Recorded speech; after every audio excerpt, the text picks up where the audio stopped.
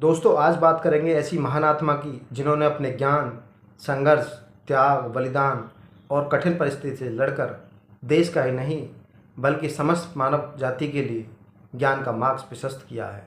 जी हाँ, बात करेंगे भारत रत्न डॉक्टर भीमराव अंबेडकर जी की, जिन्हें प्यार से लोग बाबा साहब भी कहते हैं। दोस्तों, वीडियो शुरू करने से पहले आपसे विनती है कि मेरी वीडियो को लाइक करें और चैनल को फॉलो करें। आइए वीडियो शुरू करते हैं।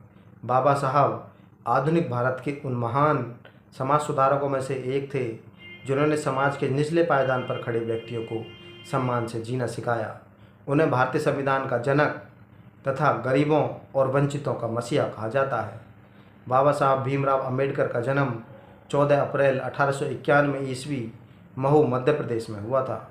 उन्होंने कोलंबिया विश्वविद्यालय और लंदन स्कूल ऑफ इकोनॉमिक्स से अर्थशास्त्र से डॉक्टरेट की उपाधि प्राप्त की थी। अपने समय में भारतीयों में सबसे शिक्षित भारतीय थे।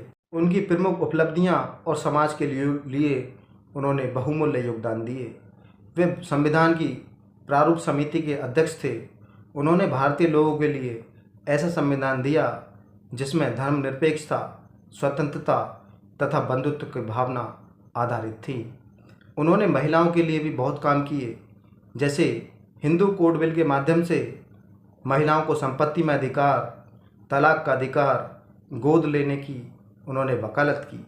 आर्थिक संस्था आरबीआई की स्थापना।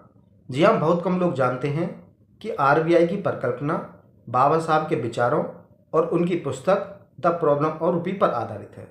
शिक्षा पर उनका विशेष जोर था। उनका मंत्र था, शिक्षित बनो, संगठित रहो और संघर्ष करो। उन्होंने वंचित और दलितों के लिए शिक्षण संस्थान खोले ताकि वे शिक्षा के माध्यम से सदियों पुरानी अपनी बेड़ियों को तोड़ सकें। सामाजिक न्याय में उन्होंने वंचितों और बिछड़ों के लिए संविधान में आरक्षण की व्यवस्था लागू की ताकि निचले पायदान के लोग प्रशासनिक और राजनीतिक पदों पर पहुंच सकें। उन्हें गरीबों का मसीहा क्यों कहा जाता था, इसके पीछे ठोस तर्क हैं। छुआछूत के विरुद्ध संघर्ष। उन्होंने उस दौर में जन्म लिया जब सार्वजनिक कुओं पर पानी पीने तथा कक्षा में बैठने का अधिकार नहीं था। उन्होंने महार सत्याग्रह के माध्यम से पानी पीने का अधिकार दिलाया, समानता का अधिकार।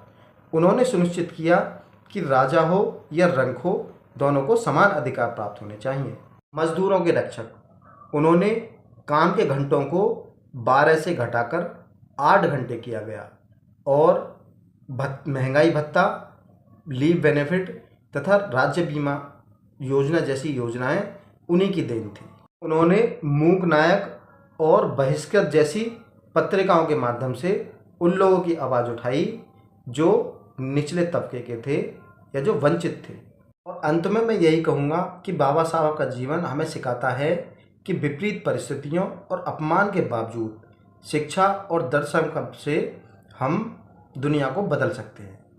ऐसे महान व्यक्तित्व और परोपकारी व्यक्ति को मैं कोटि कोटि नमन करता हूं और उनके जन्म दिवस पर सभी देशवासियों को जन्मदिन की हार्दिक शुभकामनाएं प्रेषित करता हूं और आशा करता हूं कि इस तरह के व्यक्तित्व हमारे जीवन पर अवतरित होते रहें। थैंक यू, धन्यवाद। और एक बात और, अगर वीडियो अच्छी लगी है तो लाइक करें, कमेंट करें, शेयर करें और फॉलो करें। Thank you.